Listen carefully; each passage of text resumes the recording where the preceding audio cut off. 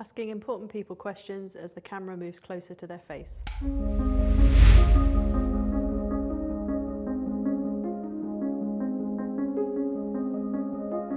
What advice would you give to your teenage self? I didn't find being a teenager very easy at all, actually.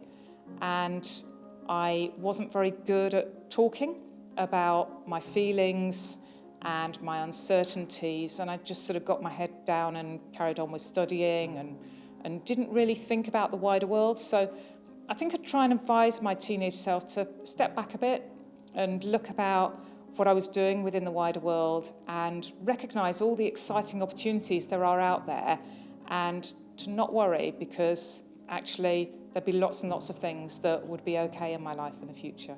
What motivates you in work or in life? Seeing evidence that I'm making a difference. And it doesn't have to be in terms of the traditional indicators, but just one student kind of saying, oh, I get it. Or one student saying, I agree with you, Stacy, I am good enough. I don't have to be perfect. Is there a woman in your life who's inspired you in some way, and can you talk about that? It would be very remiss if I didn't mention my wife, who has had to put up with a lot. I can be a handful, and some of the things that I've been through over the last 10, 15 years that she's supported me with, I think she has tremendous strength. I think she also doesn't necessarily see herself as a role model, and sometimes undervalues what she does, and definitely suffers from imposter syndrome. What keeps you motivated? I always want to make change. I'm really interested in women and development issues, especially growing up in, Ghana, where I grew up in. It's not a massively poor country that you see on TV, but there are still some issues, and, women do suffer around the world. Even if I can make a little change, that's the most helpful thing. When I was in high school, my principal, when I got really good grades, people used to tell me, oh, we didn't expect you to get this far.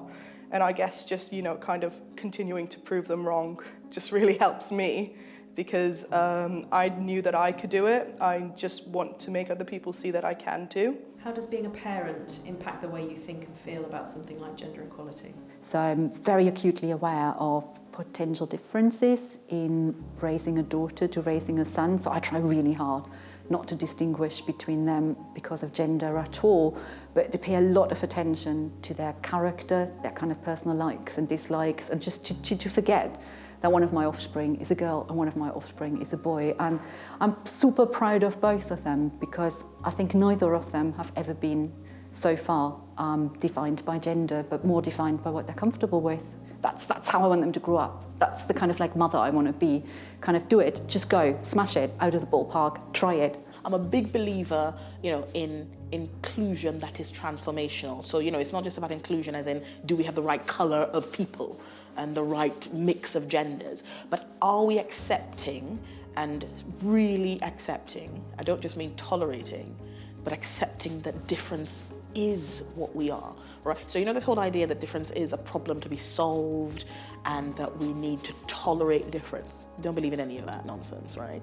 And so I think part of what motivates me is getting people to see that and seeing indicators that they see that, we should be chasing and seeking difference in teams, difference in organizations. People in this sector, this university, the schools that I'm working with across the University of Nottingham are beginning to understand that difference is it. Difference is the thing that actually should be seeking.